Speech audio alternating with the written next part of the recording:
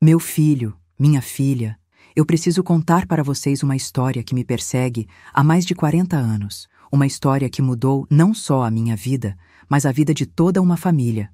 Eu me chamo Antônia, tenho hoje 73 anos e por décadas carreguei um segredo que quase me matou por dentro. Um segredo sobre traição, manipulação e as consequências mais terríveis que uma escolha pode trazer para a vida de uma pessoa. Vocês que estão me ouvindo agora, sintam-se à vontade, porque esta história precisa ser contada, precisa servir de lição, de alerta, de espelho para quem ainda tem tempo de fazer diferente. E eu estou aqui falando com vocês porque sei que do outro lado tem gente que precisa ouvir isso. Gente que talvez esteja passando pelo mesmo que eu passei, ou que conhece alguém que está trilhando esse caminho perigoso que eu trilhei. Era 1982. Eu tinha apenas 28 anos e achava que sabia tudo sobre a vida. Casada há 5 anos com o Getúlio, um homem bom, trabalhador, vendedor de uma loja de eletrodomésticos no centro da cidade. Morávamos numa casinha simples no bairro da Vila Operária, em São José dos Campos, interior de São Paulo. A casa tinha 2 quartos pequenos, uma sala que servia também de sala de jantar, cozinha minúscula e um quintal dos fundos onde eu criava algumas galinhas e tinha uma pequena horta. Parecia uma vida perfeita para quem olhava de fora, mas por dentro eu me sentia como um passarinho preso numa gaiola dourada. O Getúlio era previsível demais. Todo dia, sem exceção, ele acordava às 5:30 da manhã, tomava café preto com pão com manteiga, beijava minha testa e saía para o trabalho. Voltava às 6 da tarde, sempre com aquele mesmo cansaço no rosto, sempre com as mesmas histórias dos clientes da loja, sempre com aquela mesma rotina que me deixava sufocada. Jantávamos assistindo ao Jornal Nacional. Depois ele lia o Jornal da Cidade enquanto eu lavava a louça. E às 9h ele já estava dormindo para acordar cedo no dia seguinte. Todo santo dia a mesma coisa, como se fôssemos 2 robôs programados para viver aquela vida sem cor, sem surpresas, sem emoção. Eu me castigava por pensar assim, porque o Getúlio era um homem bom. Nunca levantou a voz para mim, nunca deixou faltar nada em casa, nunca me desrespeitou ou me traiu. Mas, meu Deus, como eu me sentia vazia naquela rotina. Era como se eu estivesse morrendo aos poucos, perdendo minha essência, minha juventude, minha vontade de viver. Eu olhava no espelho e via uma mulher de 28 anos que parecia ter 50, com aquela expressão apagada de quem desistiu de sonhar. As vizinhas sempre elogiavam meu casamento. Que inveja da Antônia, casada com um homem tão correto, tão trabalhador, diziam elas enquanto estendiam roupa no quintal ou conversavam na padaria. E eu sorria, agradecia, fingia que estava feliz, mas por dentro gritava de desespero. Queria gritar que correção e trabalho não eram suficientes para fazer uma mulher feliz, que eu precisava de paixão, de surpresas, de conversas que não fossem sobre contas para pagar ou sobre qual eletrodoméstico estava quebrando na casa dos clientes. Foi nesse estado de espírito que conheci o Marcelo. Era um sábado de março, um calor insuportável, e eu tinha ido ao centro da cidade para comprar tecido na loja do seu Joaquim. Queria fazer umas cortinas novas para a sala, na tentativa patética de dar uma animada naquela casa que mais parecia um túmulo. Estava parada na fila do ônibus, suando debaixo daquele sol inclemente, quando um homem ofereceu carona. Eu nunca, jamais, em toda a minha vida tinha aceitado carona de estranho. Minha mãe me criou com medo de tudo e de todos, sempre dizendo que mulher decente não conversa com desconhecido na rua. Mas naquele dia, sei lá por quê, alguma coisa dentro de mim disse: aceita. Talvez fosse o calor insuportável, talvez fosse o cansaço daquela vida monótona, talvez fosse o destino conspirando contra mim. O fato é que aceitei. O homem era alto, moreno, com bigode e cabelo ondulado. Dirigia um Chevette azul que na época era considerado um carro bom. Usava uma camisa branca meio aberta no peito e uma corrente de ouro no pescoço. Era completamente diferente do Getúlio, que sempre se vestia social, sempre certinho, sempre comportado. Esse homem tinha alguma coisa de rebelde, de perigoso, que mexeu comigo de um jeito que eu não sentia há anos. Durante o caminho até o centro, ele puxou conversa. Disse que se chamava Marcelo, que era representante comercial e viajava muito a trabalho.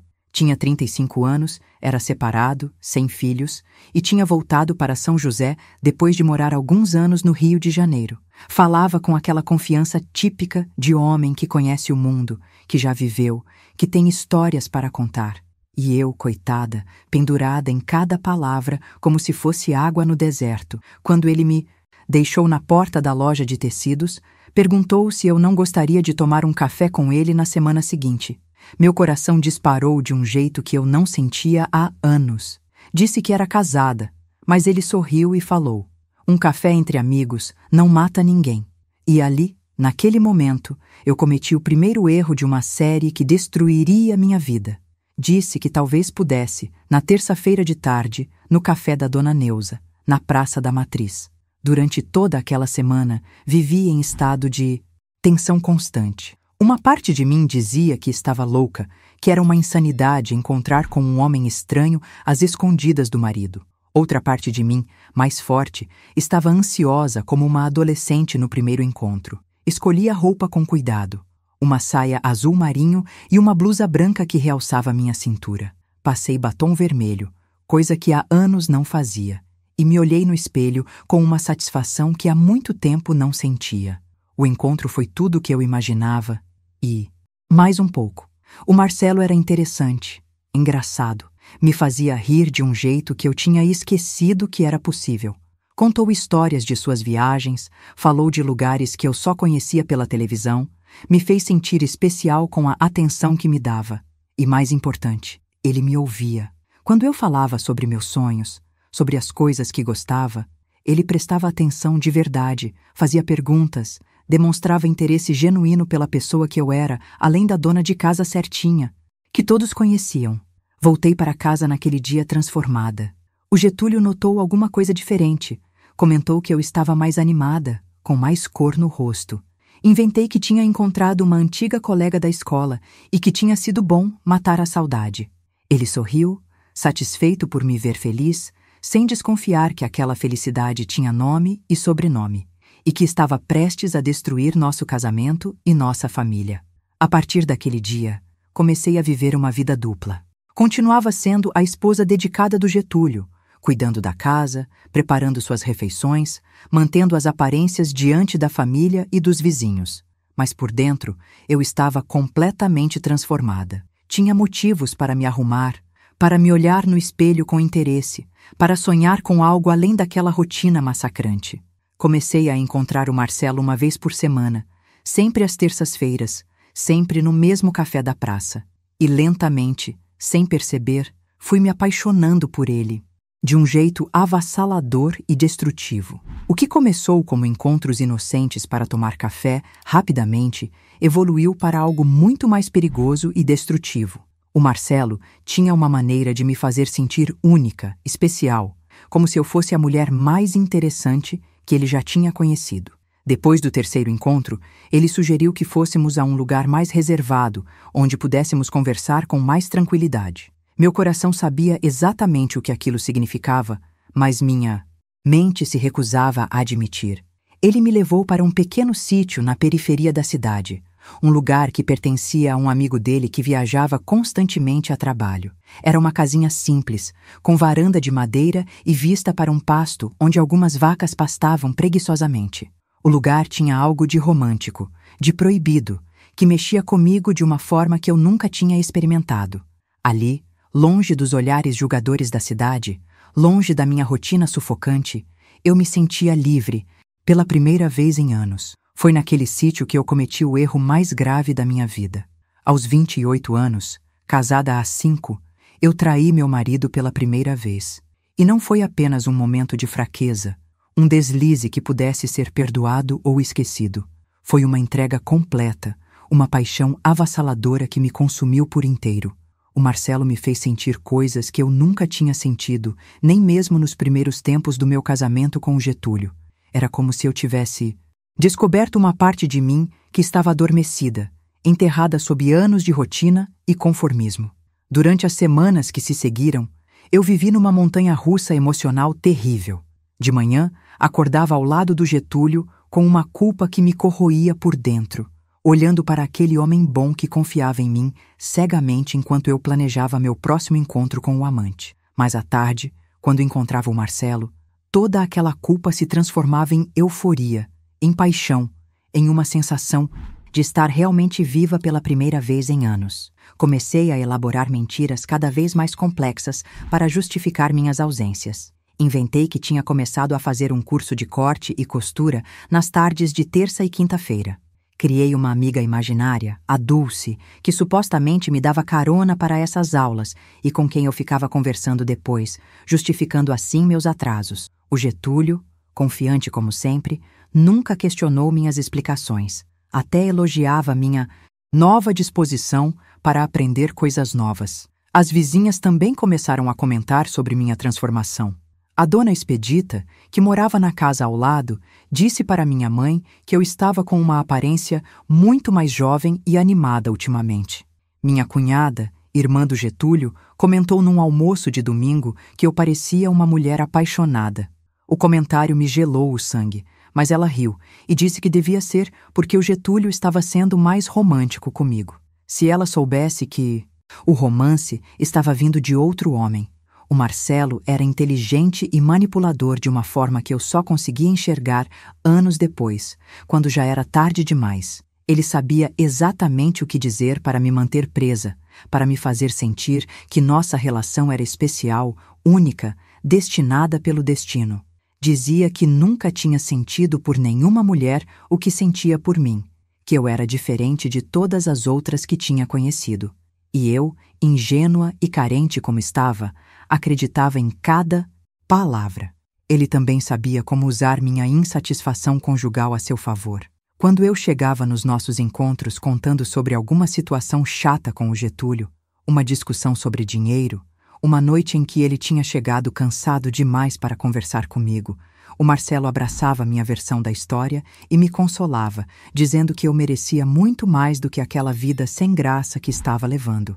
Uma mulher como você, Antônia, não pode desperdiçar sua juventude numa vida tão sem cor, ele dizia. E eu me derretia toda. Mas o que eu não sabia, e que descobriria da pior forma possível, era que o Marcelo tinha uma especialidade em mulheres casadas insatisfeitas. Eu não era a primeira, e certamente não seria a última. Ele sabia exatamente como identificar uma esposa vulnerável, como conquistar sua confiança, como fazer com que ela se apaixonasse perdidamente por ele. Era um predador emocional disfarçado de príncipe encantado. Os meses foram passando e minha dupla vida foi se tornando cada vez mais intensa e perigosa. O que havia começado como encontros semanais se transformou em conversas telefônicas secretas. Ele ligava para a casa da vizinha, a dona Carmen, que tinha telefone, e me chamava com a desculpa de que era minha prima de Santos com alguma emergência. Também começamos a nos encontrar aos sábados, quando o Getúlio ia jogar futebol com os amigos no campo da vila. Eu estava completamente viciada naquela paixão proibida. Vivia contando os dias para nossos próximos encontros, criando fantasias na minha cabeça sobre um futuro impossível ao lado do Marcelo. Chegava a imaginar como seria se eu me separasse do Getúlio e começasse uma vida nova com meu amante. Sonhava acordada com viagens que faríamos juntos, com a casa que teríamos, com a liberdade que eu sentiria longe daquela rotina sufocante. Mas a realidade era bem diferente dos meus sonhos românticos.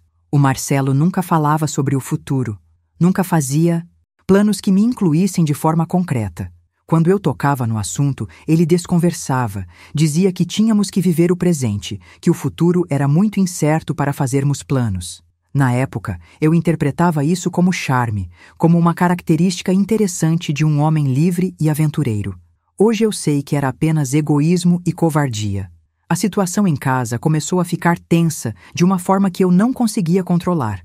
O Getúlio, por mais que fosse um homem simples e confiante, não era estúpido. Começou a notar minhas mudanças de humor, minha falta de interesse por ele, minha ausência mental mesmo quando eu estava fisicamente presente. Várias vezes me pegou no meio de devaneios, sorrindo sozinha ou suspirando sem motivo aparente. Uma noite, depois de quase 2 horas tentando ter uma conversa comigo enquanto eu respondia com monossílabos e olhava para o vazio, ele me perguntou diretamente se estava tudo bem, se eu estava com algum problema de saúde ou preocupação que ele pudesse ajudar a resolver.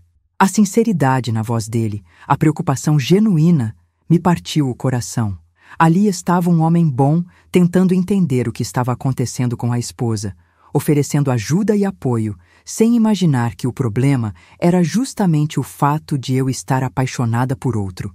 Inventei que estava passando por uma fase difícil, questionando minha vida, meus sonhos, me sentindo um pouco perdida. Não era mentira, mas também não era a verdade completa. O Getúlio me abraçou com carinho e disse que estava ali para me apoiar no que eu precisasse, que talvez fosse bom eu conversar com alguém, quem sabe procurar o padre da nossa paróquia ou mesmo um médico se eu achasse que era algo mais sério. A culpa que senti naquele momento foi devastadora. Estava sendo abraçada e consolada pelo homem que eu estava traindo sistematicamente há meses, ouvindo palavras de amor e apoio enquanto planejava mentalmente meu próximo encontro com o amante. Era uma contradição tão cruel, tão doentia, que eu deveria ter acordado naquele instante e posto fim àquela loucura. Mas o vício da paixão proibida era mais forte que minha consciência. Foi nessa época que comecei a fantasiar seriamente sobre a possibilidade de deixar o Getúlio. Não conseguia mais suportar a ideia de passar o resto da vida naquela rotina, naquele casamento sem paixão, fingindo ser feliz enquanto meu coração pertencia a outro homem. Comecei a observar mulheres separadas da cidade, tentando entender como elas tinham tido coragem de recomeçar, como lidavam com o julgamento social, com as dificuldades financeiras, com a solidão. Foi numa manhã de setembro que minha vida virou completamente de cabeça para baixo. Eu estava enjoada há alguns dias, pensando que era apenas nervosismo por causa da situação complicada que estava vivendo. Mas quando minha menstruação atrasou pela 2ª semana consecutiva, uma suspeita terrível começou a tomar forma na minha cabeça. Aos 28 anos, depois de 5 anos de casamento, eu sabia muito bem reconhecer os sinais de uma gravidez. O desespero que se apoderou de mim naquele momento foi indescritível. Sentei na cama com o coração disparado, as mãos tremendo, tentando fazer as contas na minha cabeça. Nas últimas semanas, eu tinha estado com os 2 homens, com o Getúlio, cumprindo meus deveres de esposa, e com o Marcelo, vivendo minha paixão secreta. A possibilidade de estar grávida e não saber quem era o pai me deixou em pânico total. Esperei o Getúlio sair para o trabalho e corri até a farmácia do seu Benedito, do outro lado da cidade, onde ninguém me conhecia. Comprei um teste de gravidez e voltei para casa com as pernas bambas. No banheiro da minha própria casa, com as mãos tremendo tanto que mal conseguia segurar o objeto, confirmei minha suspeita mais terrível. Estava grávida e não fazia a menor ideia de quem era o pai da criança. Chorei durante horas, sentada no chão do banheiro, tentando processar a dimensão da catástrofe que havia se abatido sobre minha vida. Não era apenas uma gravidez inesperada, era uma gravidez que poderia expor minha traição da forma mais cruel possível. Se a criança nascesse com características físicas que não combinassem com as do Getúlio, se houvesse alguma suspeita, se alguém começasse a fazer perguntas, minha vida inteira seria destruída. Minha primeira reação foi tentar calcular as probabilidades. O Getúlio era um homem loiro, de olhos claros, baixo e de constituição franzina. O Marcelo era moreno, alto, de olhos escuros e porte atlético. Se a criança puxasse para o lado do pai verdadeiro e este fosse o Marcelo, seria impossível esconder a verdade. Mas também havia a possibilidade de que o pai fosse realmente o Getúlio, e nesse caso eu poderia manter meu segredo para sempre. Decidi que precisava contar primeiro para o Marcelo. Marcamos um encontro urgente no sítio e durante todo o caminho até lá, eu ensaiei diferentes formas de dar a notícia. Pensava em como ele reagiria, se ficaria feliz, se assumiria a responsabilidade, se me pediria para deixar meu casamento e construir uma vida ao lado dele. Na minha cabeça apaixonada e confusa, ainda alimentava fantasias românticas sobre nosso futuro juntos. A reação do Marcelo foi como um balde de água fria na minha cara. Quando contei sobre a gravidez, ele ficou completamente pálido e em silêncio por longos minutos. Depois perguntou, com uma frieza que me gelou o sangue: "Tem certeza de que é meu?" A pergunta me ofendeu profundamente, porque implicava que eu era uma mulher promíscua que não sabia nem mesmo com quantos homens tinha se relacionado. Expliquei a situação, que eu tinha estado com os dois nas últimas semanas e que realmente não havia como ter certeza até a criança nascer. Foi então que vi o verdadeiro caráter do homem por quem tinha me apaixonado tão perdidamente. Ao invés do apoio e do carinho que eu esperava, ele se mostrou frio, calculista e totalmente egoísta. "Antônia", ele disse com uma tranquilidade assustadora, "você precisa entender que minha vida não pode ser complicada por essa situação. Eu sou um homem solteiro, tenho compromissos de trabalho, uma carreira para cuidar. Se essa criança for mesmo minha, a gente vai ter que dar um jeito de resolver isso sem que isso afete minha vida." As palavras dele me atingiram como socos no estômago. Resolver isso. Eu sabia exatamente o que ele estava sugerindo, e a frieza com que tratava uma vida que estava crescendo dentro de mim me mostrou o tipo de homem que ele realmente era. Comecei a chorar. Implorei para que ele me apoiasse. Disse que o amava e que poderíamos construir uma família juntos, mas ele apenas balançou a cabeça e disse que eu estava sendo dramática e irreal. "Você é casada, Antônia. Tem uma vida estabelecida. Um marido que te sustenta, uma casa. Por que complicar tudo isso? Se a criança for do Getúlio, problema resolvido. Se for minha, a gente conversa sobre outras alternativas." A forma como ele falava da minha vida, da minha situação, como se fossem apenas peças de um jogo que ele podia manipular, me fez perceber que eu tinha sido uma completa idiota. Voltei para casa naquele dia completamente destruída.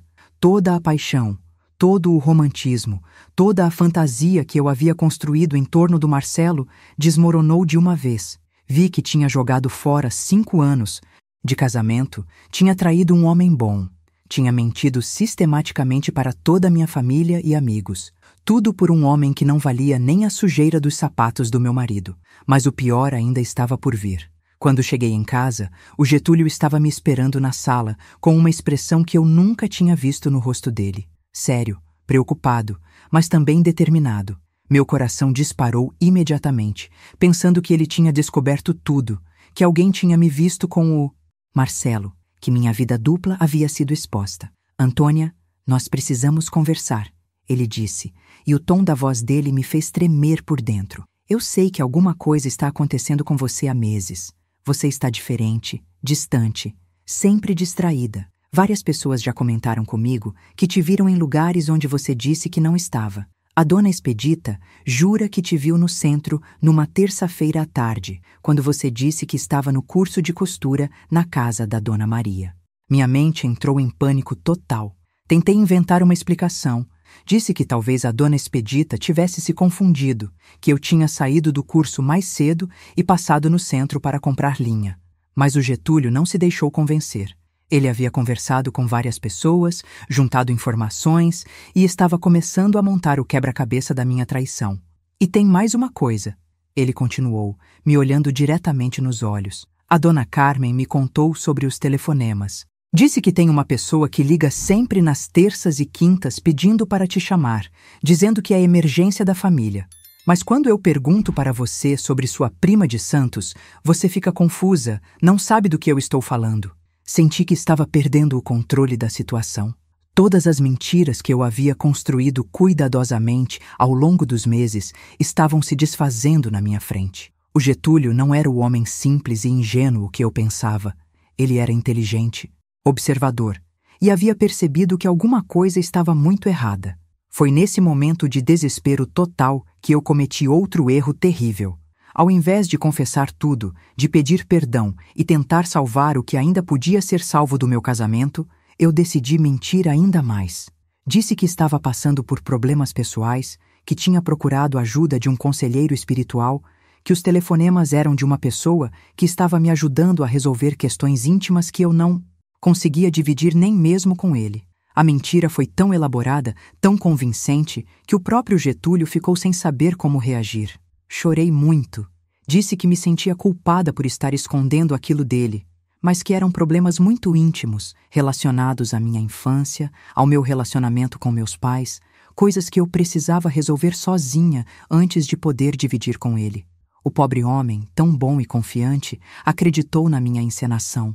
Me abraçou, pediu desculpas por ter duvidado de mim, disse que respeitaria meu espaço e meu tempo para resolver meus problemas pessoais. E ali, nos braços do homem que eu estava traindo há meses, grávida sem saber de quem, eu percebi a dimensão monstruosa do que havia me tornado. Nas semanas que se seguiram àquela conversa terrível com o Getúlio, vivi num estado de pânico constante. A gravidez estava progredindo, minha barriga começava a aparecer e eu precisava tomar uma decisão sobre o que fazer com minha vida. O Marcelo havia deixado claro que não assumiria nenhuma responsabilidade e eu não podia mais adiar a revelação da gravidez para meu marido. Foi então que elaborei o plano mais covarde e manipulador da minha vida. Decidi que contaria para o Getúlio sobre a gravidez, fazendo-o acreditar que a criança era dele, e cortaria completamente os laços com o Marcelo. Na minha mente confusa e desesperada, achei que poderia simplesmente apagar aqueles meses de traição e voltar a ser a esposa, dedicada que eu era antes, como se fosse possível apagar o passado apenas com força de vontade. Preparei cuidadosamente o momento de dar a notícia. Esperei um domingo tranquilo, depois do almoço, quando o Getúlio estava relaxado lendo o jornal na varanda. Me aproximei dele carinhosamente, sentei no braço da cadeira e disse que tinha uma surpresa maravilhosa para contar. Quando anunciei a gravidez, vi o rosto dele se iluminar de uma forma que me partiu o coração. O Getúlio ficou radiante. Levantou da cadeira, me abraçou com cuidado, beijou minha testa repetidas vezes e ficou repetindo: "Vamos ser pais, Antônia. Vamos ter nosso bebê." A alegria pura e genuína dele contrastava de forma cruel com a culpa monstruosa que eu sentia. Ali estava um homem bom, comemorando a chegada de uma criança que talvez nem fosse sua, enquanto eu fingia compartilhar de sua felicidade.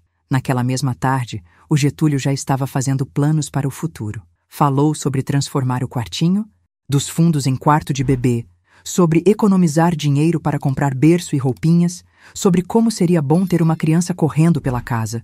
Disse que sempre sonhou em ser pai e que agora, aos 32 anos, finalmente realizaria esse sonho ao meu lado. Cada palavra dele era como uma facada na minha consciência. Mas o universo tem uma forma peculiar de cobrar nossas dívidas morais. Se essa mensagem estiver tocando algo dentro do seu coração, considere com carinho apoiar essa entrega clicando em "Valeu demais". É graças a esse gesto que conseguimos continuar trazendo mensagens como essa para quem mais precisa.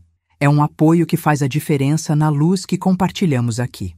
3 dias depois de contar para o Getúlio sobre a gravidez, recebi um telefonema que mudaria tudo. Era o Marcelo, e a voz dele estava carregada de uma urgência que me assustou. "Antônia, nós precisamos nos encontrar imediatamente. Aconteceu uma coisa muito grave e que envolve você." Meu coração disparou, pensando em 1000 possibilidades terríveis. Talvez alguém tivesse nos visto juntos, talvez meu marido tivesse descoberto tudo, talvez houvesse algum problema que eu nem imaginava. Marcamos de nos encontrar no local de sempre, e durante todo o caminho até lá eu tremia de nervosismo. Quando cheguei ao sítio, o Marcelo estava caminhando de um lado para outro, visivelmente nervoso. Assim que me viu, foi direto ao assunto sem nenhuma delicadeza. "Antônia, você conhece a Irene, esposa do Joaquim que tem a oficina mecânica na rua de baixo?" Respondi que conhecia vagamente, que sabia quem era, mas não tinha intimidade com ela. "Pois bem", ele continuou, "ela está espalhando pela cidade inteira que me viu várias vezes com uma mulher casada, que somos amantes, e que está desconfiada de que essa mulher é você." Senti o mundo desabar na minha cabeça. A Irene era uma das maiores fofoqueiras da cidade, conhecida por espalhar histórias e criar intrigas. Se ela realmente estava suspeitando de mim e espalhando essa suspeita por aí, era questão de tempo até a informação chegar aos ouvidos do Getúlio. Nossa cidade era pequena, todo mundo conhecia todo mundo, e esse tipo de fofoca se espalhava como fogo em palha seca. "O que ela viu exatamente?" perguntei, tentando controlar o desespero na minha voz. O Marcelo explicou que a Irene havia nos visto juntos pelo menos 3 vezes. Uma vez no centro da cidade, quando ele me deu carona até a loja de tecidos, outra vez conversando na praça próximo ao café e uma terceira vez entrando juntos no carro dele numa tarde de sábado. A situação estava se tornando insustentável. O Marcelo, preocupado apenas com sua própria reputação, disse que não podíamos mais nos encontrar, que precisava se afastar completamente de mim até as coisas se acalmarem. E se a criança for minha? Perguntei, desesperada. Antônia. Ele respondeu com uma frieza que me gelou. Oficialmente essa criança nunca será minha. Você é casada, tem um marido que assumirá a paternidade. É melhor para todo mundo que as coisas fiquem assim. Voltei para casa naquele dia completamente transtornada. Toda a minha vida estava desmoronando ao mesmo tempo. O relacionamento com o Marcelo havia acabado da forma mais cruel possível. Minha gravidez era uma bomba relógio que poderia explodir meu casamento a qualquer momento. E agora havia a ameaça real de que toda a cidade descobrisse minha traição através das fofocas da Irene. Durante os dias seguintes, fiquei observando cada olhar, cada comentário, cada silêncio suspeito das pessoas ao meu redor. Quando ia ao mercado, tinha a impressão de que as outras mulheres cochichavam sobre mim. Quando cumprimentava os vizinhos, achava que eles me olhavam de forma diferente. A paranoia tomou conta da minha mente de tal forma que eu mal conseguia sair de casa. Foi numa quinta-feira à tarde que o pior pesadelo se concretizou. Eu estava estendendo roupa no quintal quando ouvi vozes alteradas na casa da dona Expedita. Ela estava conversando com outra vizinha, a dona Rosa, e embora não conseguisse ouvir tudo claramente, captei algumas frases que me fizeram gelar. Mulher casada, representante comercial, gravidez suspeita. Elas estavam falando sobre mim. Entrei correndo para dentro de casa, tranquei a porta e desabei a chorar no sofá da sala. A fofoca havia chegado até minhas vizinhas imediatas, e se elas sabiam, era questão de horas ou dias até chegar aos ouvidos do Getúlio. Pensei em várias alternativas desesperadas: fugir da cidade, inventar uma doença grave, até mesmo provocar um aborto para eliminar a evidência da traição. Mas o destino se encarregou de acelerar os acontecimentos de uma forma que eu jamais poderia ter previsto. Naquela mesma noite, o Getúlio chegou do trabalho com uma expressão no rosto que nunca tinha visto antes. Não era raiva, não era tristeza, era uma mistura de decepção e nojo, que me fez entender imediatamente que ele sabia de tudo. Antônia, ele disse com uma voz controlada, mas carregada de dor. O Joaquim da oficina me procurou hoje. Disse que a esposa dele anda espalhando umas histórias sobre você e que ele achou melhor conversar comigo antes que eu ficasse sabendo por outras pessoas. Ele me contou sobre suas andanças com um tal de Marcelo, sobre os encontros secretos, sobre tudo. Minha primeira reação foi negar tudo. Disse que era calúnia, que a Irene era uma mulher invejosa e maldosa, que estava inventando histórias para me prejudicar. Mas o Getúlio me interrompeu com um gesto da mão e continuou falando com aquela calma assustadora. Depois de conversar com o Joaquim, fui atrás de outras pessoas. Falei com a dona Carmen sobre os telefonemas misteriosos, com a dona Expedita sobre as vezes que te viu onde não deveria estar, com o dono do café da praça, que confirmou que você ia lá toda terça-feira encontrar com um homem moreno, de chevette azul. Juntei todas as peças do quebra-cabeça, Antônia. Sei de tudo. O silêncio que se seguiu foi ensurdecedor.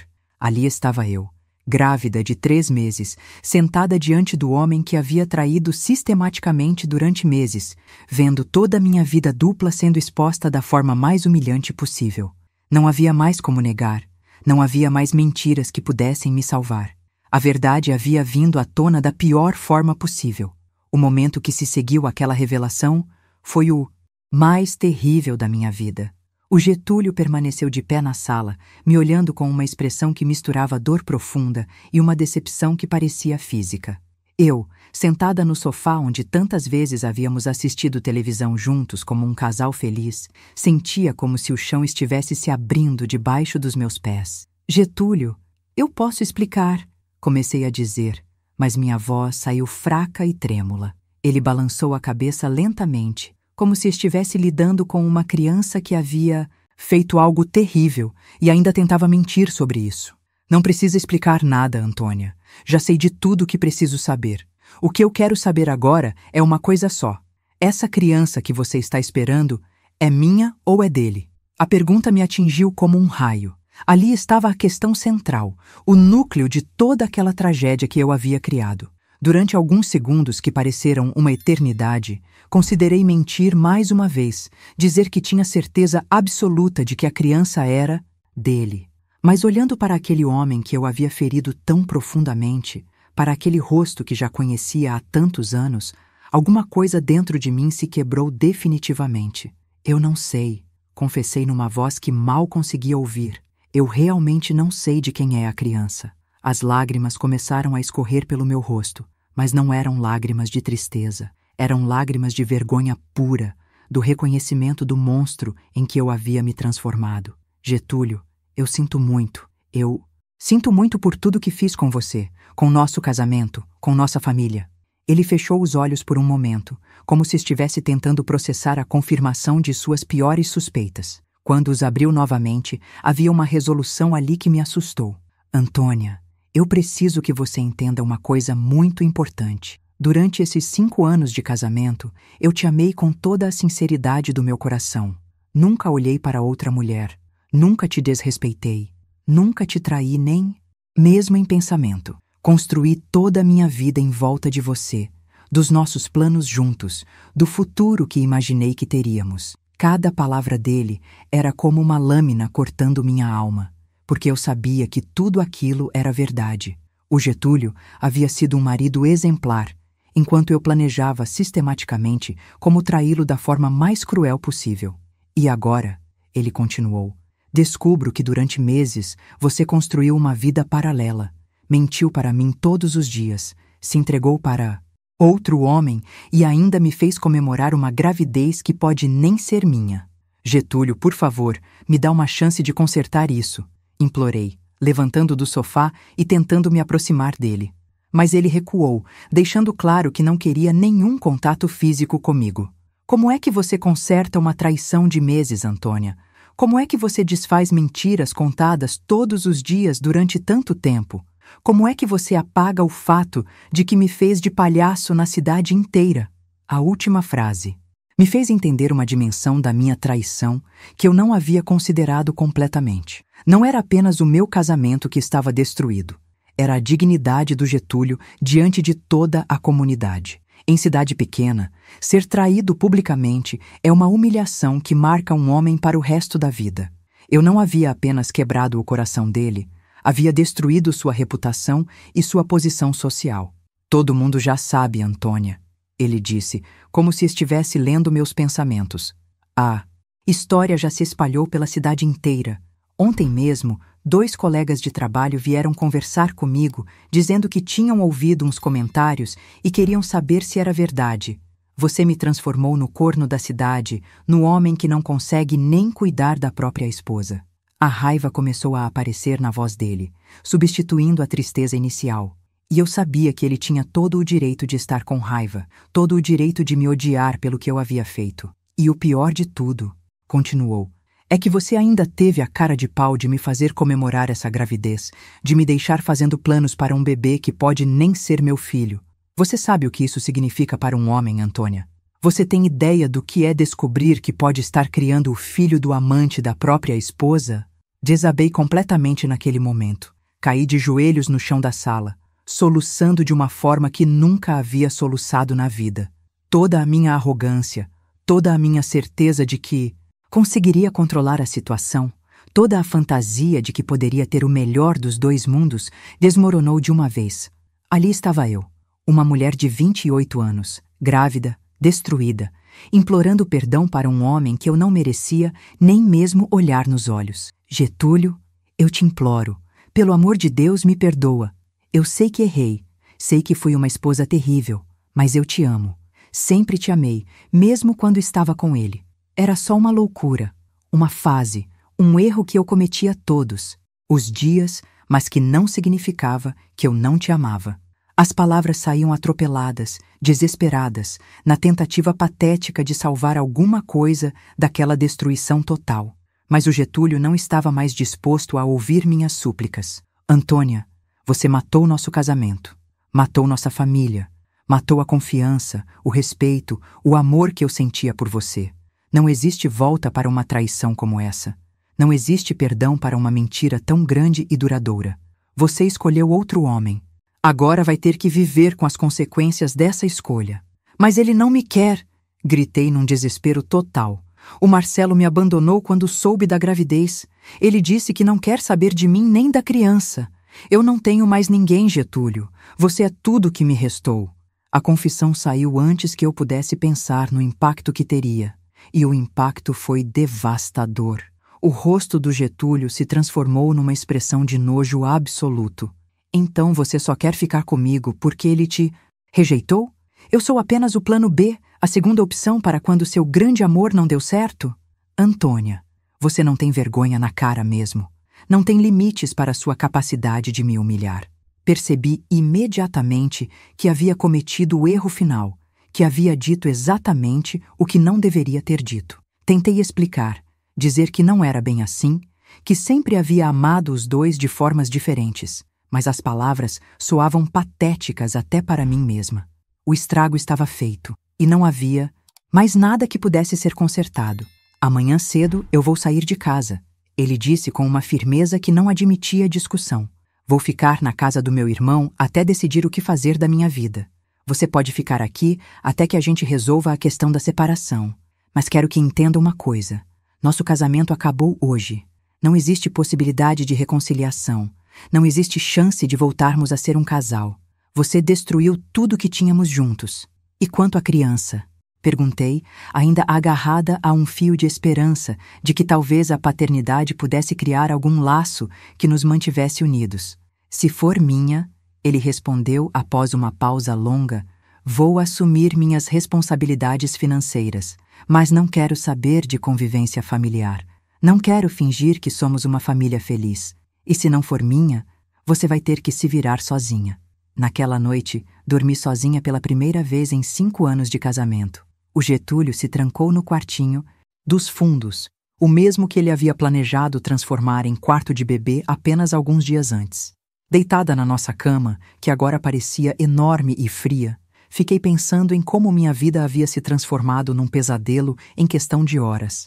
Pela manhã, acordei com o barulho do Getúlio arrumando suas coisas. Ele foi metódico, levando apenas o essencial: algumas roupas, documentos pessoais, objetos que tinham um valor sentimental para ele.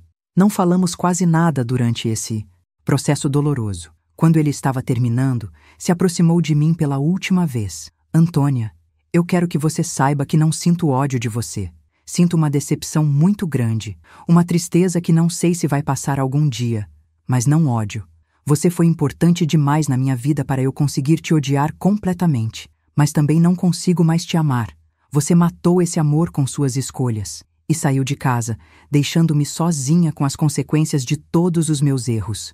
As semanas que se seguiram à saída do Getúlio foram as mais sombrias da minha existência. Sozinha naquela casa que antes era nosso lar, eu enfrentava não apenas o vazio emocional da separação, mas também a pressão social implacável de uma cidade pequena que já sabia de toda a história. A gravidez avançava, minha barriga crescia, e junto com ela crescia também o peso do julgamento de toda a comunidade. As primeiras a me confrontarem foram minhas próprias vizinhas. A dona Expedita, que durante anos havia sido uma companhia agradável para conversar por cima da cerca, agora me cumprimentava apenas com um aceno seco da cabeça, carregado de desaprovação. A dona Rosa, que sempre elogiava meus quitutes nas festas da igreja, agora desviava o olhar quando me via na rua. O silêncio delas falava mais alto que qualquer palavra de condenação. Minha própria família ficou completamente abalada com a situação. Minha mãe, Dona Lourdes, uma mulher religiosa e tradicional de 63 anos, chorou durante 3 dias seguidos quando soube da minha traição. Ela havia criado 4 filhas, sempre pregando os valores do casamento sagrado, da fidelidade conjugal, da importância de ser uma esposa respeitável. Ver sua filha caçula transformada na mulher adúltera da cidade foi um golpe que ela levou meses para conseguir digerir. Antônia, como você pôde fazer uma coisa dessas? Ela me perguntou durante uma visita tensa e constrangedora. Eu te criei direito, te Ensinei os valores certos. O Getúlio sempre foi um bom marido. Sempre te respeitou, sempre cuidou bem de você. Como você teve coragem de trair um homem assim? As lágrimas escorriam pelo rosto dela enquanto falava. E eu sabia que não eram apenas lágrimas de decepção comigo, mas também de vergonha diante da comunidade. Meu pai, seu Antônio, um homem sério e trabalhador, que sempre teve o respeito de todos na cidade, ficou semanas sem conseguir me olhar nos olhos. Quando finalmente conversamos, ele disse apenas: "Filha, você desonrou nossa família. Desonrou o nome que eu construí durante toda a minha vida nesta cidade. Não sei como vamos conseguir levantar a cabeça novamente depois disso." O peso da decepção na voz dele me doía mais que qualquer bronca ou grito. Minhas irmãs reagiram cada uma à sua maneira, mas todas com uma mistura de choque e vergonha. A Marlene, a mais velha, casada há 15 anos com o mesmo homem, me disse claramente que eu havia dado um péssimo exemplo para suas filhas adolescentes. Agora, quando eu for conversar com minhas meninas sobre a importância da fidelidade no casamento, elas vão lembrar da tia que traiu o marido. Você complicou minha vida de mãe, Antônia. A situação ficou ainda mais complicada quando comecei a sentir os efeitos da gravidez de forma mais intensa. Os enjoos matinais, o cansaço constante, as mudanças no corpo, tudo isso eu estava enfrentando completamente sozinha. Não tinha o apoio do marido, não tinha o carinho da família de forma integral, e muito menos tinha o apoio do verdadeiro pai da criança, que havia simplesmente desaparecido da minha vida como se nunca tivesse existido. As idas ao médico eram especialmente constrangedoras. Dr. Reinaldo, que há anos cuidava da saúde da minha família, não conseguia esconder o desconforto durante as consultas. Ele conhecia tanto a mim quanto ao Getúlio, sabia de toda a situação, e embora mantivesse a postura profissional, era evidente que estava julgando minhas escolhas. "A senhora está fazendo o pré-natal sozinha?" perguntou numa consulta. "O pai da criança não a acompanha?" A pergunta, feita no plural, deixava claro que até ele sabia da incerteza sobre a paternidade. Na igreja, onde eu frequentava desde criança, a recepção foi gelada. Padre Antônio, que havia casado eu e o Getúlio 5 anos antes, me chamou para uma conversa particular depois de uma missa dominical. "Filha", ele disse com aquela voz paternal que usava para os sermões, "você precisa se reconciliar com Deus e com sua família. O que você fez foi pecado grave, mas Deus perdoa quem se arrepende verdadeiramente. Mas também é preciso assumir as consequências dos seus atos e buscar a redenção através do sofrimento e da penitência. Se essa mensagem está tocando fundo no seu coração, considere apoiar esse canal com um gesto de luz. Clique em Valeu demais. Esse carinho ajuda a manter viva essa missão de entregar palavras que curam e despertam." No Mercado Central, onde eu fazia compras há anos, a recepção dos comerciantes mudou completamente. Seu Benedito, da padaria, que sempre me tratava com carinho e perguntava sobre o Getúlio, agora mal me cumprimentava. As outras mulheres faziam questão de sussurrar entre si quando eu passava, sempre olhando para minha barriga em crescimento com aquela expressão de desaprovação moral que era pior que qualquer xingamento. O isolamento social foi se tornando cada vez mais pesado. Amigas com quem eu convivia há anos começaram a se afastar gradualmente. Algumas foram diretas, dizendo que não concordavam com o que eu havia feito e que não queriam se associar com uma mulher adúltera. Outras simplesmente pararam de me procurar, cancelaram convites, inventaram desculpas para não me encontrar. Em poucos meses, meu círculo social havia encolhido drasticamente. A pressão financeira também começou a se fazer sentir. Sem a renda do Getúlio, eu precisava trabalhar para me sustentar. Mas numa cidade pequena onde todo mundo sabia da minha história, conseguir emprego se tornou uma missão quase impossível. As pessoas não queriam contratar uma mulher grávida, solteira e com fama de imoral. Tentei trabalho em várias lojas, escritórios, até mesmo limpeza de casas, mas sempre havia alguém que conhecia minha história e influenciava contra minha contratação. Foi durante esse período difícil que descobri o que realmente significava estar sozinha no mundo. Até então, eu sempre havia tido redes de apoio, família, marido, amigas, comunidade. Agora, grávida de 5 meses, enfrentava cada dia com a sensação de que estava completamente abandonada. As noites eram especialmente difíceis, quando eu deitava naquela cama grande e vazia, sentindo os movimentos do bebê na barriga, sabendo que seria uma mãe solteira, numa época em que isso era motivo de vergonha social. Tentei me reaproximar do Marcelo algumas vezes, mais por desespero que por amor. Fui até os lugares onde sabia que ele frequentava, tentei contato através de conhecidos em comum, até mesmo apareci no trabalho dele numa tentativa desesperada de fazê-lo assumir alguma responsabilidade. Mas ele havia se tornado completamente inacessível, deixando claro para todos que não queria nenhum envolvimento comigo ou com a criança que eu estava esperando. A rejeição dele foi ainda mais cruel porque foi pública. Na única vez que consegui falar com ele, numa padaria do centro da cidade, ele me disse na frente de várias pessoas: Antônia, eu já deixei claro que não tenho nada a ver com sua situação. Você é uma mulher casada, resolva seus problemas com seu marido. A humilhação foi tão grande que corri dali chorando, sob os olhares curiosos e julgadores de todos os presentes. O Getúlio, por sua vez, mantinha uma distância respeitosa, mas firme. Pagava uma pensão básica para minha manutenção, cumprindo seus compromissos legais, mas deixava claro que nossa relação havia acabado definitivamente. Nas poucas vezes que conversamos, sempre através de intermediários ou por necessidade legal, ele estava educado, mas frio, tratando-me como uma estranha que por acaso estava esperando uma criança que poderia ser sua.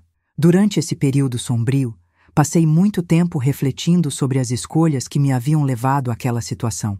Sentada sozinha na sala da minha casa, com a mão na barriga crescente, eu repensava cada momento da traição, cada mentira contada, cada oportunidade perdida de fazer diferente. A paixão avassaladora que senti pelo Marcelo parecia agora uma loucura temporária, um surto de irresponsabilidade que havia custado tudo o que eu tinha de mais importante na vida. Mas o pior ainda estava por vir. Aos 6 meses de gravidez, recebi uma notícia que me deixou ainda mais desesperada. O Getúlio estava sendo cortejado por uma moça da cidade vizinha, filha de um comerciante próspero, uma mulher de 24 anos, solteira, sem passado manchado, tudo que eu deveria ter continuado sendo. A notícia chegou até mim através da minha cunhada, irmã do Getúlio, numa conversa tensa e dolorosa. Antônia, ela disse com uma mistura de pena e severidade. Meu irmão merece ser feliz depois de tudo que você fez com ele. Essa moça é uma pessoa direita, de família respeitável, que vai saber valorizar um homem bom como o Getúlio. Espero que você entenda que ele tem o direito de refazer sua vida. As palavras dela foram como punhaladas, mas eu sabia que ela estava certa. O Getúlio merecia mesmo ser feliz, e eu havia perdido para sempre o direito de fazer parte dessa felicidade. Os últimos meses da gravidez foram um período de isolamento quase total. Minha barriga havia crescido muito, e com ela crescia também o peso do julgamento silencioso de toda a cidade. Eu caminhava pelas ruas evitando olhares, fazendo compras rapidamente, sempre com a sensação de que as pessoas cochichavam sobre mim assim que eu passava. O bebê se mexia constantemente dentro de mim, como se também sentisse a tensão e a angústia que dominavam minha vida. Minha mãe, Dona Lourdes, apesar da decepção profunda que sentia, não conseguiu me abandonar completamente durante esse período final. Ela aparecia em casa algumas vezes por semana, sempre com alguma comida pronta ou roupinhas de bebê que havia comprado ou costurado. Mas as conversas eram tensas e carregadas de um silêncio pesado que falava mais que qualquer palavra. Antônia, ela dizia enquanto dobrava fraldas, essa criança não tem culpa dos seus erros. Pelo menos isso você precisa fazer direito. As consultas médicas se tornaram cada vez mais constrangedoras conforme o parto se aproximava. Dr. Reinaldo perguntava diretamente quem seria o acompanhante durante o trabalho de parto, quem assinaria os documentos de nascimento, questões práticas que evidenciavam a situação irregular em que eu me encontrava. Quando disse que provavelmente estaria sozinha, vi a expressão de pena e desconforto no rosto dele.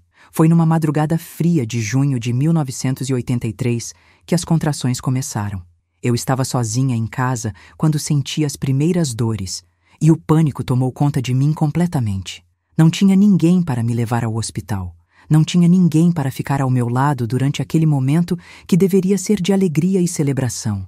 Consegui ligar para minha mãe, que veio correndo e me levou ao hospital municipal numa correria desesperada. O trabalho de parto durou 14 horas intermináveis. Minha mãe ficou comigo todo o tempo, segurando minha mão, enxugando meu suor, sussurrando palavras de encorajamento. Mas eu sabia que por trás daquela dedicação maternal havia também uma ansiedade terrível. Todos estávamos esperando ver com quem a criança se pareceria, se haveria alguma pista sobre a verdadeira paternidade. Quando minha filha finalmente nasceu, às 7h20 da manhã de um domingo, o primeiro sentimento que tomou conta de mim não foi alegria ou alívio, foi terror puro. A menina era linda, saudável, com um choro forte que ecoou pela sala de parto, mas assim que a vi, meu coração parou. Ela tinha cabelos escuros abundantes, pele morena, traços que não lembravam em nada o Getúlio. Era a cara do Marcelo. A enfermeira colocou a bebê nos meus braços e enquanto eu olhava para aquele rostinho perfeito, sabia que minha vida havia acabado. Definitivamente. Não havia mais como fingir. Não havia mais como manter a esperança de que talvez a criança fosse do Getúlio e tudo pudesse se resolver de alguma forma. A aparência da menina denunciava claramente quem era o pai verdadeiro. Minha mãe, que estava ao meu lado, ficou em silêncio por longos minutos, olhando para a neta. Finalmente, com uma voz carregada de tristeza, ela disse: Antônia, essa menina não se parece com ninguém da nossa família, nem da família do Getúlio. Você sabe o que isso significa? Não era uma pergunta. Era uma constatação dolorosa da realidade que não podia mais ser escondida. Dei o nome de Cristina à menina, uma homenagem à minha avó materna.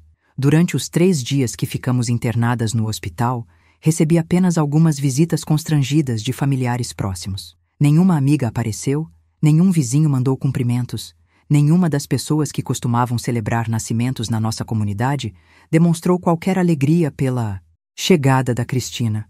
Era como se ela tivesse nascido marcada pela vergonha dos meus erros. Quando chegou a hora de preencher a certidão de nascimento, enfrentei o momento mais humilhante de toda essa história.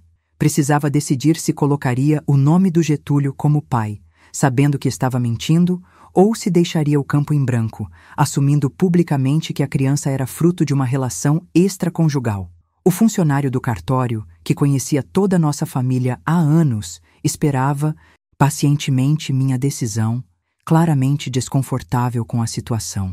Decidi deixar o campo do pai em branco. Naquele momento, olhando para minha filha recém-nascida, algo dentro de mim se quebrou definitivamente, mas ao mesmo tempo, nasceu uma dignidade que eu não sabia que possuía. Não podia mais mentir, não podia mais manipular, não podia mais tentar empurrar minhas responsabilidades para outros. Cristina seria registrada como filha apenas minha, e eu arcaria sozinha com as consequências dessa decisão. A volta para casa foi devastadora. A casa, que antes era um lar aconchegante, agora parecia um túmulo silencioso.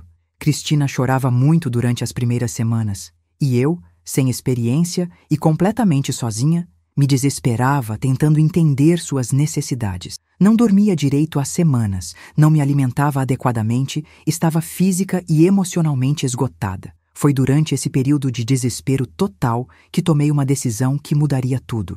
Procurei o Marcelo pela última vez, não para implorar por amor ou reconciliação, mas para mostrar a ele o resultado das nossas escolhas.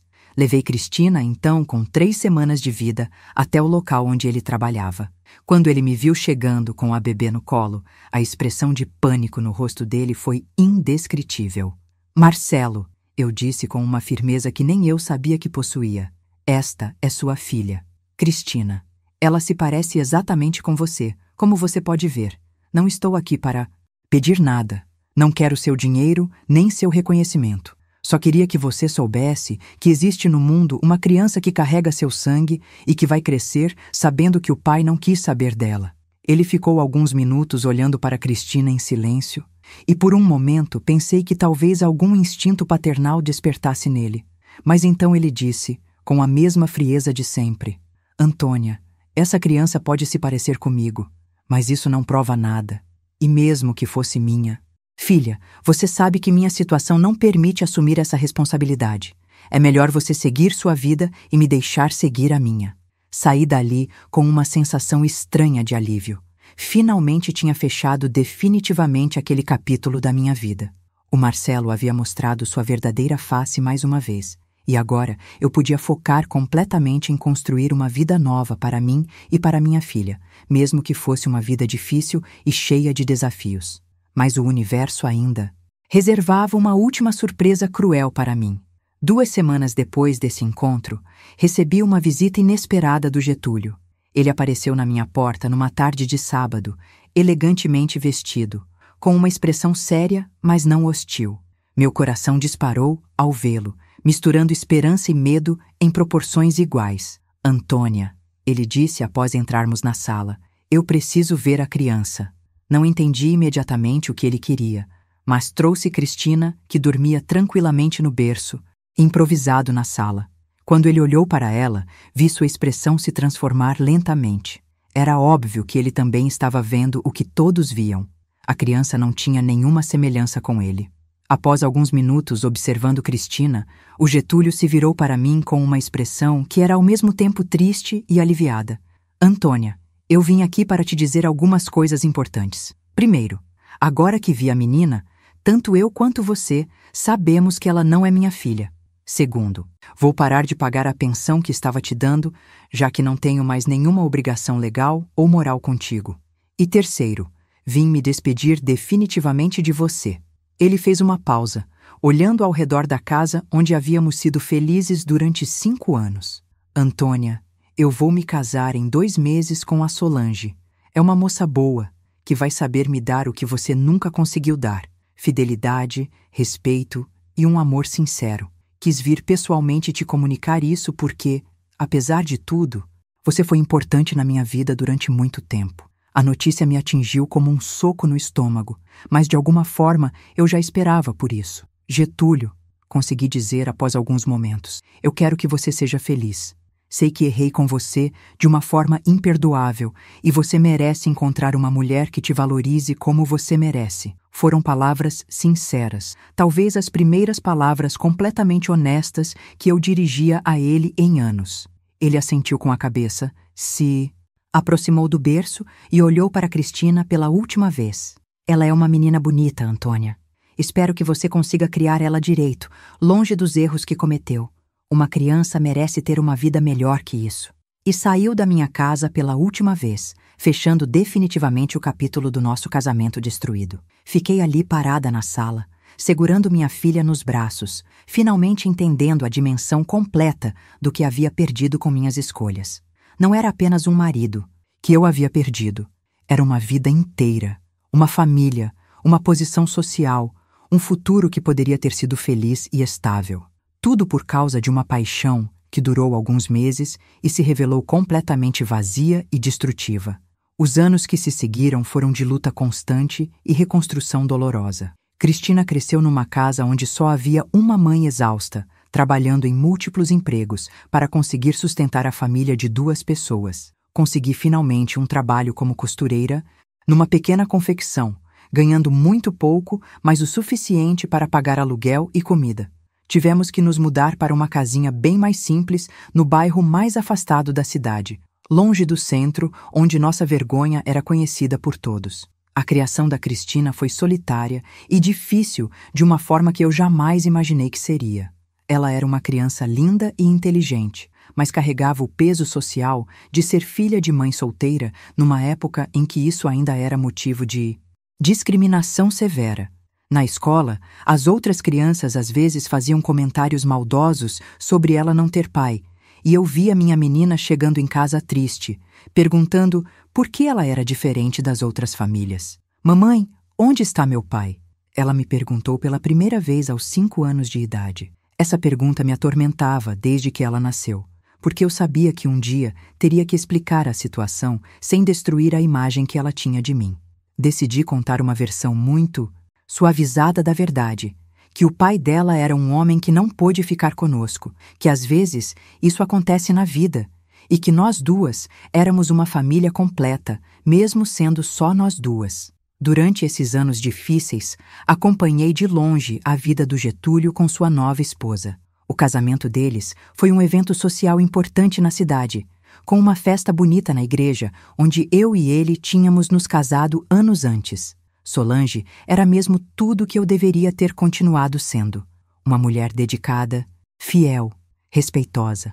Eles tiveram 3 filhos em anos seguidos, construíram uma casa bonita, prosperaram nos negócios. A família que ele construiu com ela era tudo que nossa família poderia ter sido se eu não tivesse destruído tudo com minhas escolhas. Às vezes, quando eu os via na rua, sempre evitávamos contato visual.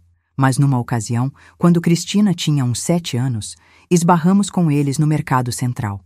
Getúlio cumprimentou educadamente, apresentou sua esposa e os filhos, pequenos. Cristina ficou olhando curiosa para aquela família bonita e harmoniosa, e eu sabia que ela estava se perguntando como seria fazer parte de uma família assim, ter um pai presente, irmãos para brincar, a estabilidade que eu não consegui lhe proporcionar.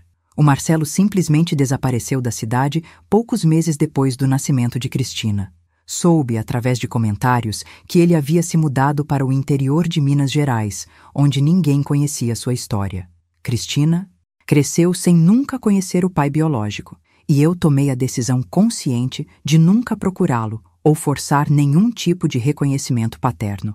Ele havia deixado claro que não queria saber da filha, e eu preferia criar Cristina sozinha do que expô-la à rejeição dele.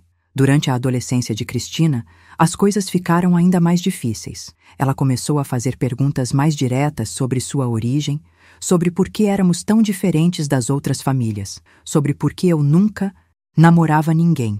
Era uma menina esperta e observadora, e conseguia perceber que havia segredos na nossa história familiar que eu não estava contando. Mãe, as pessoas falam coisas sobre você na cidade. Dizem que você era casada antes, que me teve com outro homem.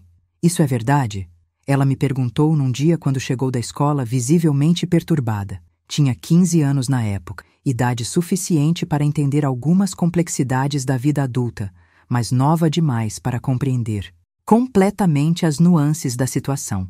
Decidi que era hora de contar a verdade, pelo menos uma parte dela. Sentei com Cristina na nossa pequena cozinha e contei que sim, eu havia sido casada antes, que o casamento havia acabado e que ela havia nascido depois dessa separação.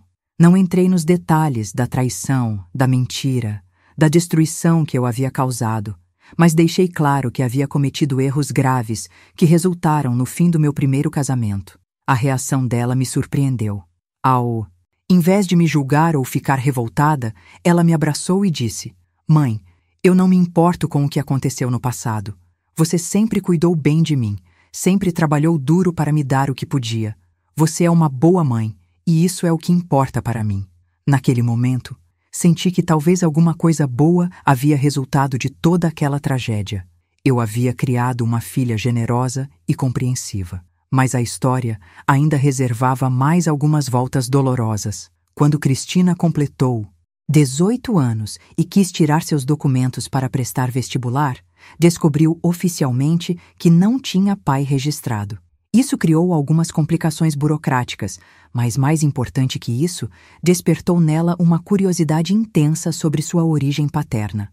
Mãe, eu tenho o direito de saber quem é meu pai. Não é justo você guardar essa informação só para você. Eu sou adulta agora. Posso lidar com a verdade, seja ela qual for. A determinação na voz dela me lembrou muito de mim mesma, na sua idade, e eu soube que não conseguiria esconder a verdade por muito mais tempo. Foi numa noite de domingo, depois de muito hesitar, que finalmente contei toda a história para Cristina. Desde o casamento com o Getúlio, passando pela insatisfação conjugal, o encontro com o Marcelo, os meses de traição, a gravidez, a descoberta, a separação, tudo. Ela me ouviu em silêncio, com uma expressão que misturava choque, tristeza e uma compreensão madura que me impressionou.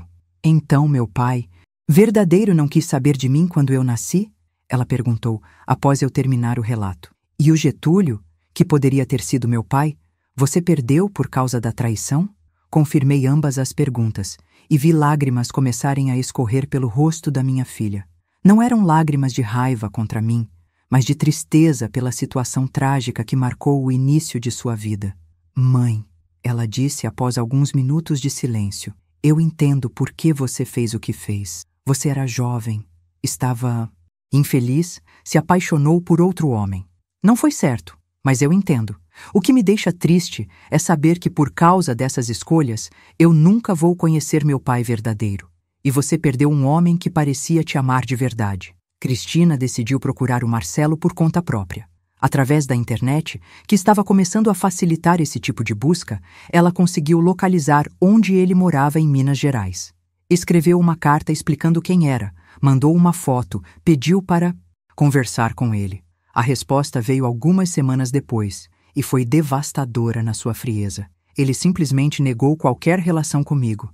Disse que não conhecia nenhuma Antônia de São José dos Campos, que devia ser um engano ou uma tentativa de golpe. Cristina ficou profundamente magoada com a negação covarde do próprio pai, mas também disse que isso a fez valorizar ainda mais o esforço que eu havia feito para criá-la sozinha. Hoje, aos 40 anos, Cristina é uma mulher realizada profissionalmente, casada com um bom homem, mãe de 2 filhos lindos que são a alegria da minha velhice. Ela conseguiu superar o estigma da origem irregular e construir uma vida sólida e feliz. Mas sei que carrega até hoje algumas cicatrizes emocionais da forma como veio ao mundo e da ausência do pai durante toda a sua infância e adolescência. Quanto a mim, hoje aos 73 anos, vivo uma vida simples e tranquila. Nunca me casei novamente. Nunca encontrei outro amor. Durante todos esses anos, carreguei comigo a culpa e o arrependimento pelas escolhas que fiz naquele período sombrio de 1982. Aprendi da forma mais difícil possível que algumas decisões não podem ser desfeitas, que algumas palavras não podem ser retiradas, que algumas traições não podem ser perdoadas. O Getúlio construiu uma família linda com a Solange. Eles ainda moram na nossa cidade, são respeitados por todos, têm netos que brincam na mesma praça onde eu e ele costumávamos passear quando éramos jovens e apaixonados. Às vezes me pergunto como seria nossa vida se eu tivesse tido a sabedoria de valorizar o que tinha, ao invés de procurar o que não precisava. E se você sentir no coração, clique em Valeu demais. Esse pequeno gesto é uma semente de apoio que nos ajuda a continuar trazendo essas mensagens que iluminam tantos caminhos. Meu filho, minha filha, eu contei essa história para vocês não para me justificar ou buscar compreensão, mas para servir de alerta. Para mostrar como uma paixão pode destruir uma vida inteira, como a traição pode ter consequências que duram décadas, como as nossas escolhas afetam não apenas a nós mesmos, mas também as pessoas que amamos. Se você está vivendo um casamento que parece monótono, sem emoção, lembre-se que a felicidade verdadeira está na estabilidade, no companheirismo, no respeito mútuo. A paixão avassaladora pode parecer mais excitante, mas é como fogo de palha, queima forte e rápido, deixando apenas cinzas. O amor maduro, construído sobre bases sólidas, é que sustenta uma família através dos anos. Se você está sendo tentado a trair seu parceiro, pare e pense nas consequências. Pense nos filhos que podem nascer dessa traição. Pense na destruição que pode causar na vida de pessoas inocentes. Pense no arrependimento que pode carregar pelo resto da vida. Não existe traição sem consequências. Não existe mentira que não seja descoberta. Não existe manipulação que não se volte contra quem a pratica. E se você está ouvindo essa história e reconhece que já cometeu erros parecidos com os meus, saiba que ainda há tempo de fazer diferente. Assuma suas responsabilidades, peça perdão verdadeiro, dedique-se a reparar os danos que causou.